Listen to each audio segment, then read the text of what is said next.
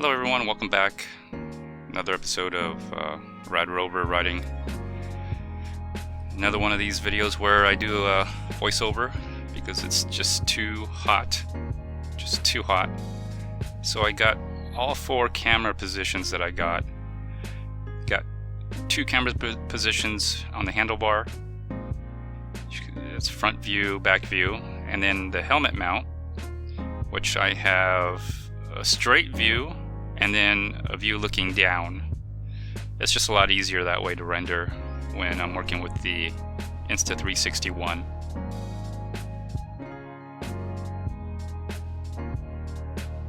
Alright, it's a beautiful day. Just starting out, doing a lot of transitions here and there. I really like this, what I would call rider head-mounted view. And of course the front view is always nice, especially for like time-lapsing or time warping. No motion blur on this one. And I like this view because as I look around you can kind of see it, and it doesn't have a jerkiness, weird feeling to it. You can kind of see where I'm going, and even though the angle tilts, I think if I turn my head and I do it in the right way, it works out. I still do the transition with the rider view, but I like it because you know, this view you can look down and see the terrain and where I'm going.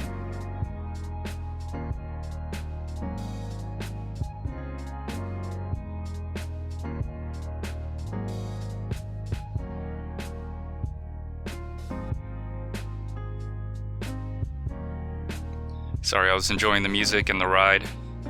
Sometimes as I do the voiceover, I really just sit down and just watch the video sometimes.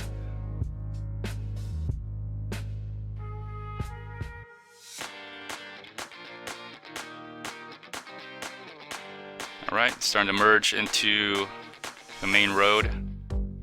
This is a straight head-mounted view, just looking straight. It works best when I turn left and right like really fast. Keeps the horizon level. Now here I'm going to warp speed with the motion blur. Works really well with the front mount, the handlebar mount.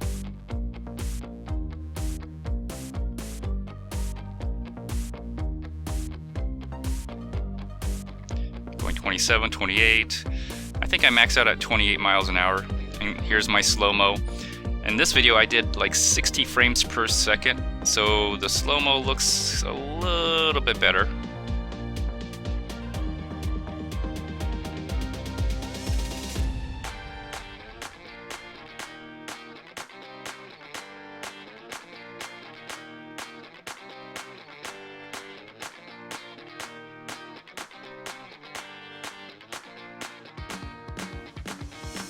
What's great about doing this setup is I don't have to stop at the checkpoint,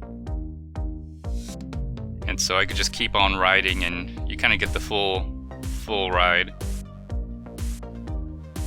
Although I do break it up in segments. I just think it's just easier to edit and post the videos that way.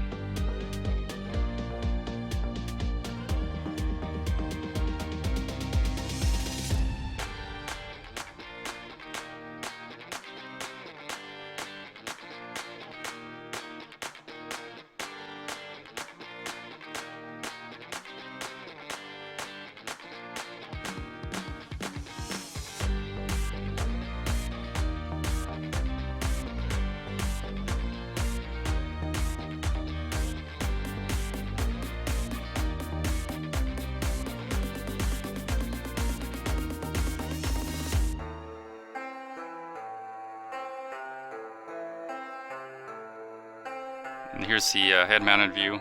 I really like this view the most. It kind of offers the most freedom. Gives you a bird's eye view, and you can see the handlebar and the terrain really well. Although it kind of warps the horizon a little bit, looks like a globe, but I think it works. I think you get the point.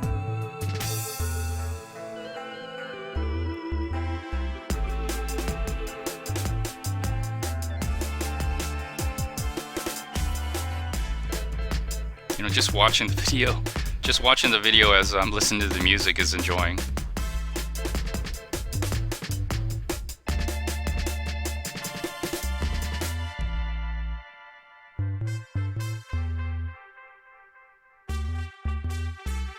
And I like warping it with the motion blur in this scenario, especially going under the trees, because you get like flares and shadows, and they kind of,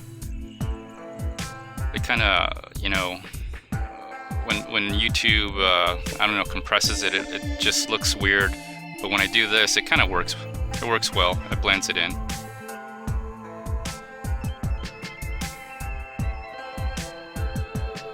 And again, I shot this in 60 frames per second.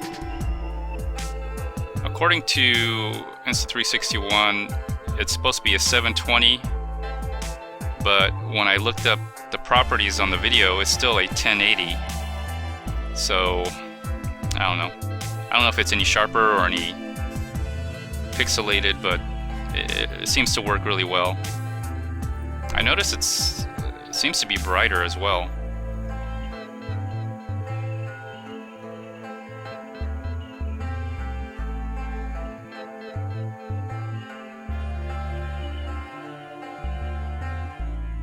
I think what it is it's a 4K video if it's 360, but when you do 60 frames per second, it reduces to 2.5K at 60 frames per second, and that's, you know, spherically 360 degree view. But I think if you do a video format like this, 16:9, it's still a 1080. The slow-mo looks a little bit better versus the 30 second per frames.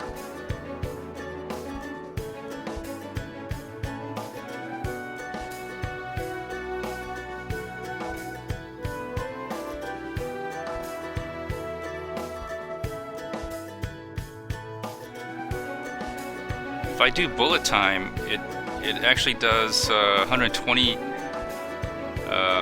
frames per second. So I might experiment with that. I don't know how I'm going to use it in bullet time. But here I am time warping with motion blur. Beautiful day out to ride. There's my slow-mo again, making my right-hand turn.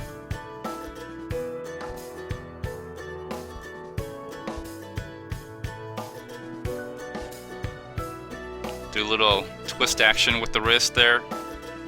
Although there's nobody behind me and no one in front of me, but I don't know that, you know. Makes for a great cinematic effect. Oh, there is someone in front. That's probably why I did the hand signal.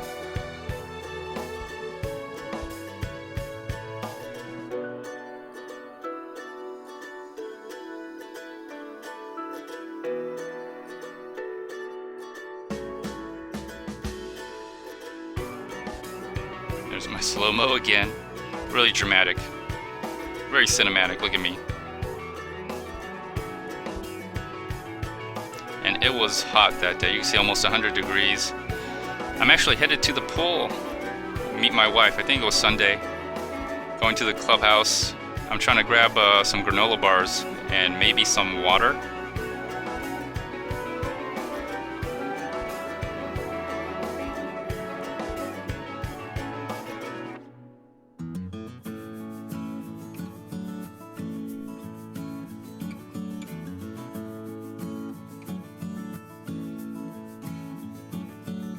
I like this view. It shows the bike as I get off. It's kind of perspective you don't quite see with other cameras. Even on a GoPro, you don't quite see something like this. And I go in, and I'm expecting to see like cups and the syrup flavors, but there's nothing on the counter. So I guess they had some kind of event today where they had to clear everything out. So with that being said, I'm out of here. There's no granola bar and there's no cups for me to get some cold water. My wife is waiting for me at the pool. She wanted me to meet her so she can basically go to I think get some food for us. She took the car. She had the youngest child with her. So I was already half an hour late because I was actually video editing. I think it was this video I was editing. So I put it together, I rendered it, and now I'm doing the voiceover after the fact. I kind of have to render the video that I make because it's hard to do it while running it through the editor, so I render it in 420, and that's how I'm doing the audio version of it while playing on the 420 version. And then go back into the editor, and then I typically do 1080. So if you adjust your settings, you could probably watch it in 1080. It's probably the best view. I think 4K is just a little too much. Even for like if you stream it on TV, 1080 is good enough. I'm not gonna get super duper like quality view on this, but for the memory and how much it takes to upload, it's just a little too much for me.